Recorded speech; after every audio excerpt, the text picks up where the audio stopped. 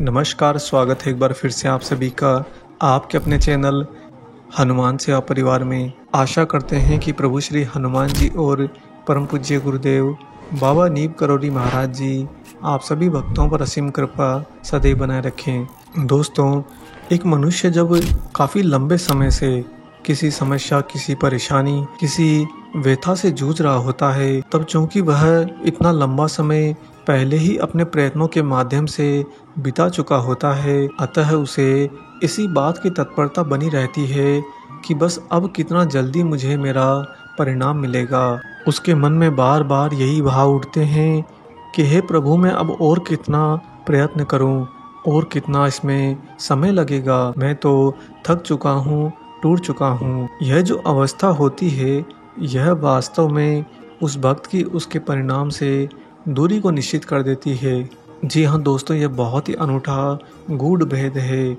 जिसने इसे समझ लिया वह चूंकि इतना लंबा समय अपनी परेशानियों में पहले ही बिता चुका होता है, तत्पश्चात वह भी निश्चिंत हो सकता है।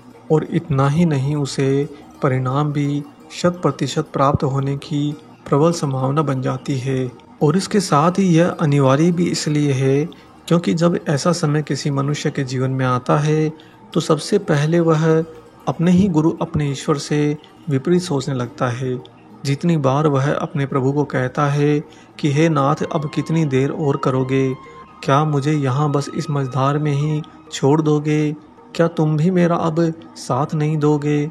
ये सारे भाव उस मनुष्य को अपने ही ईश्वर, अपने गुरु से दूर करते जाते हैं।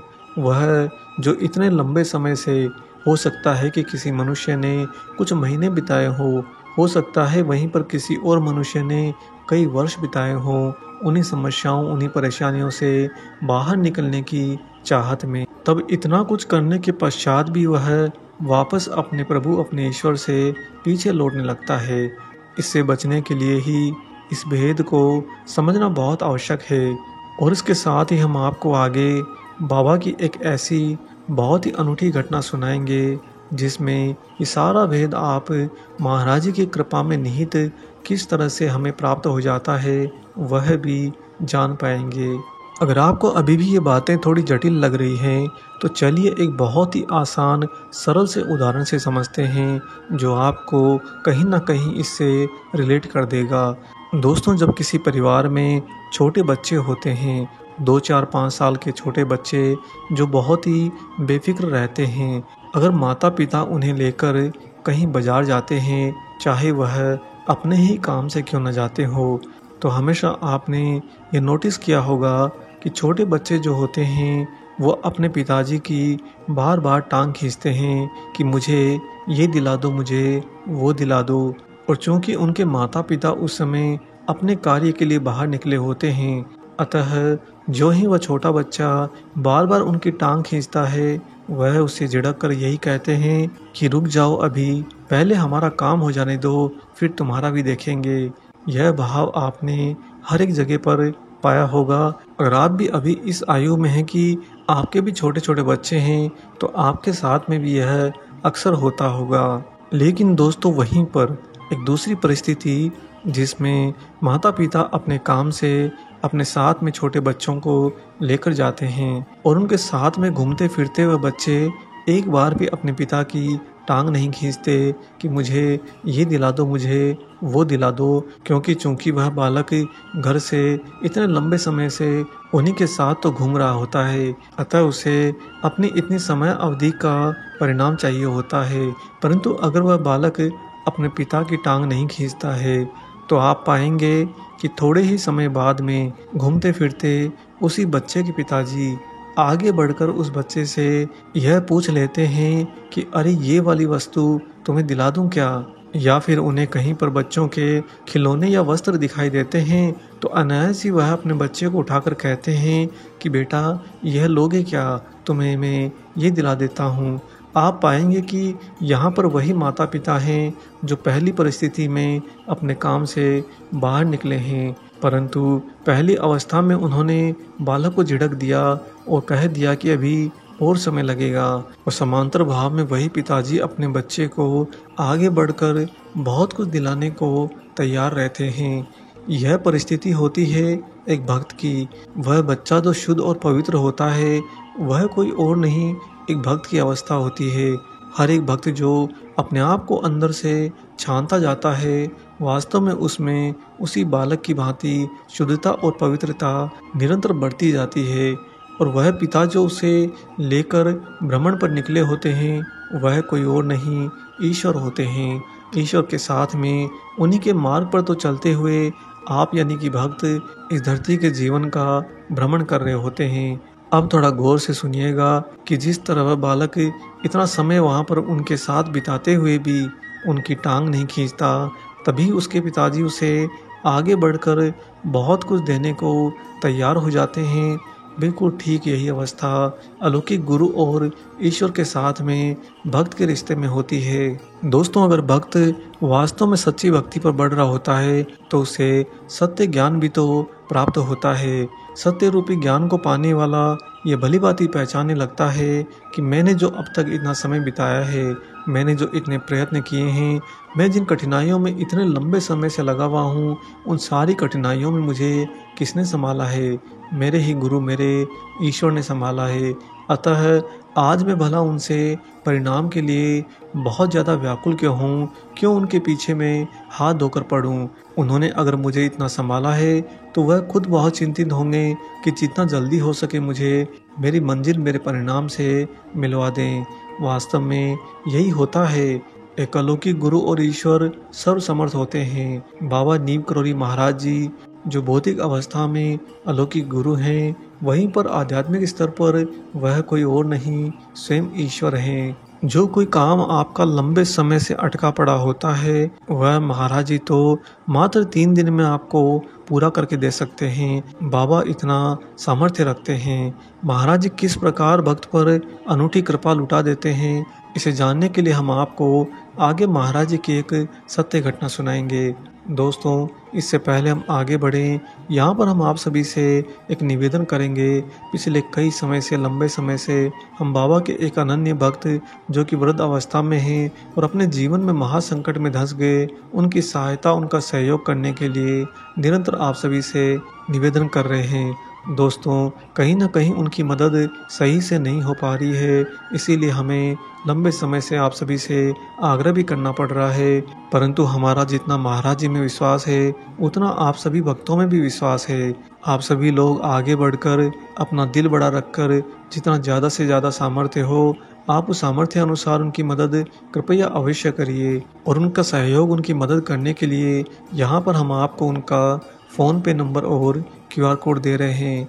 दोस्तों, हम भक्ति तो करते हैं लेकिन हम हमारे ही गुरु, हमारे ईश्वर की अगर सेवा नहीं कर पाते हैं तो वह भक्ति हमें आखिर कहाँ तक लेकर जाएगी? हम अगर अपने जीवन में जो कुछ भी अपने प्रयत्नों के द्वारा परिवर्तित करते जा रहे होते हैं उसमें से बहुत कुछ छोटा सा हिस्सा अगर हम सेवा में लगा देते हैं, अपने ईश्वर को समर्पित कर देते हैं, तो यकीन करिए हमारा ये ब्रह्मांड जो ईश्वर का स्वयं का है, यह आप ही के ऊपर स्वयं को पूरा न्यौछावर कर देता है। ईश्वर के पास में किसी चीज़ की कमी नहीं। वह केवल भक्त का भाव देखते हैं कि क्या वह भक्त सेवा भाव को समझ पाया है या फिर वह सिर्फ निरंतर मेरे ही पीछे भक्ति की खोज में लगा है। हम उम्मीद करते हैं कि आप सभी इन भाव को ग्रहण कर पा रहे होंगे। अपने जीवन के अंदर सेवा धर्म को सर्वोपरि रखिए। आप देखते जाएंगे कि आने वाले समय में कैसे कैसे आपके भी जीवन के अंदर कितने बड़े बड़े अनुकूल परिवर्तन आते चले जाते हैं। बस दोस्तों, आपसे यही निवेदन है कि बाबा के इन वृद्ध भक्त की सहायता कृपया जरूर करिए। आइए अब लौटते हैं अपने वीडियो पर और आपको सुनाते हैं महाराज जी की एक दिव्य अनूठी घटना। दोस्तों, श्री दुर्गा प्रसाद तिवारी जी आगरा के रहने वाले थे और वह उस समय आगरा के ही उप पुलिस अधीक्षक थे। उन्होंने अपनी नौकरी से अवकाश ग्रहण कर लिया था और वह अपने नौकरी के कालखंड के समय की एक घटना साझा करते हैं। तिवारी जी कहते हैं कि उस समय मैं अलीगढ़ में तैनात था और एक दिन की बात है, जहां पर मैं तैनात था वहां पर DIG उस इलाके का निरीक्षण करने आए थे। उन दिनों हमारे यहाँ पर मेरे ही क्षेत्र में तार चोरी की घटनाएं बहुत ज़्यादा हो रही थी। आप बस यूँ मान लीजिए कि वहाँ पर तो तार काटने वालों के पौ बारह हो रखे थे। तार चोरी बिल्कुल भी रुक नहीं रही थी और उन चोरों की कोई शिनाख्त भी हमें कहीं प्राप्त नहीं हो रही थी। जब डीआईजी ने निरीक्षण के वक्त पर इस बड़े संवेदनशील मुद्दे का मुआयना किया तो उन्होंने बहुत ही असंतोष व्यक्त किया। साथ ही चूँकि मैं वहाँ पर उप पुलिस अधीक्षक था, अतः उन्होंने मेरे ही सामने मेरे डिपार्टमेंट को या यूँ कहिए मुझे ही चेतावनी दी थी कि यह जो तार चोरी हो रही है इसे अतिशीघ्र रोकना होगा। आगे तिवारी जी कहते हैं कि जिस समय यह डीआईजी हमारे यहाँ पर निरीक्षण करने आए थे, संयोगवश उसी समय बाबा जी भी अलीगढ़ में आए हुए थे और जो हमारे डीआईजी साहब थे वह स्वयं महाराज जी के अनन्य भक्त थे। जो ही एक संदेशवाहक ने डीआईजी साहब को मेरे सामने आकर कहा कि बाबा नीब करोड़ी जी पधारे हैं, तो डीआईजी साहब ने तुरंत ही कह दिया कि उन्हें हमारे यहाँ पर सम्मान के साथ में ले आइए। लाने के लिए डीआईजी साहब ने अपने स्वयं की ही जीप भिजवा दी। और अब आप दूसरा संयोग भी देखिए कि डीआईजी साहब ने जो जीप बाबा जी को लेने के लिए भेजी थी, उस जीप को चलाने वाले, उसे ले जाने वाले कोई और नहीं, स्वयं तिवारी जी थे। दोस्तों, तत्पश्चात अगले गंतव्य स्थान से बाबा जी के दर्शन तिवारी जी को प्राप्त हुए और महाराज जी उनके साथ में उस जीप में बैठ गए। वापस लौटते समय इससे पहले कि तिवारी जी बाबा जी से कोई बातचीत शुरू करते, महाराज जी ने ही मुस्कुराकर कह दिया कि बस गिरफ्तारी की बात कही और तुम तो चिंतित हो गए। पहले ये बात तिवारी जी को समझ में नहीं आई, पर बाबा ने जब अपनी बात पुनः दोहराई तब तिवारी जी समझ गए कि बाबा उन्हीं के बारे में तो कह रहे हैं कि गिरफ्तार करने को, अर्थात उन चोरों को पकड़ने की बात कही, जिससे वह अति चिंतित हो गए हैं। तब बात समझ आने के पश्चात में श्री तिवारी जी ने उत्तर दिया कि महाराज जी, नौकरी कर रहा हूँ तो चिंता तो मुझे होगी ही, क्योंकि यह जो चोर हैं यह काफ़ी लंबे समय से यहाँ पर चोरी कर रहे हैं और हमने सारे प्रयत्न किए लेकिन हमें उनका कोई सबूत नहीं मिलता, अतः मैं तो हार चुका हूँ। तिवारी जी की बातें सुनकर महाराज जी ने बड़े ही प्यार से कहा।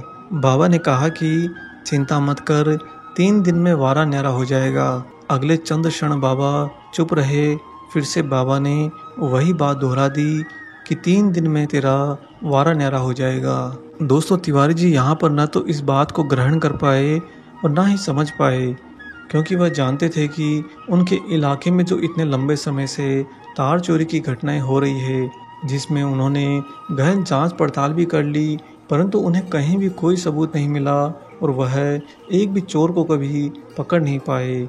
तब ऐसी परिस्थिति में कुछ भी रातों रात तो नहीं पलट सकता ना।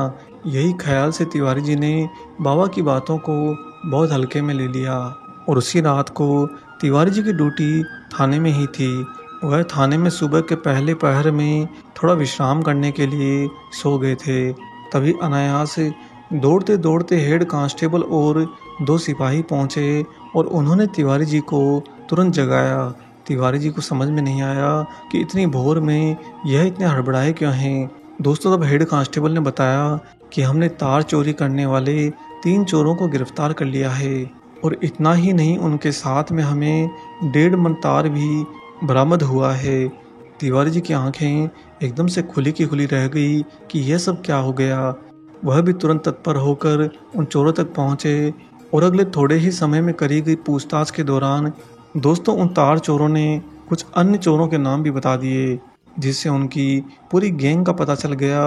और इतना ही नहीं, इसके ठीक एक ही दिन के बाद में वह व्यापारी भी पकड़ लिया गया जो वास्तव में इन सारे तार चोरों से चोरी का माल खरीदता था। इस प्रकार महाराज जी ने जो बात कही थी, उसका अगला दिन और उसका अगला दिन, अर्थात कुल मिलाकर 3 दिन में तिवारी जी के सच में वारे न्यारे हो गए।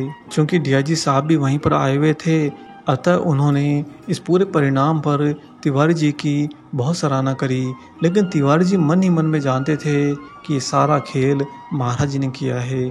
बाबा ने उन्हें रास्ते में आते समय जो कहा था कि चिंता मत कर, 3 दिन में तेरा वारा न्यारा हो जाएगा, और वही हुआ है। जो इतने लंबे समय से वह प्रयत्न कर रहे थे, उन्होंने जिसके लिए हार मान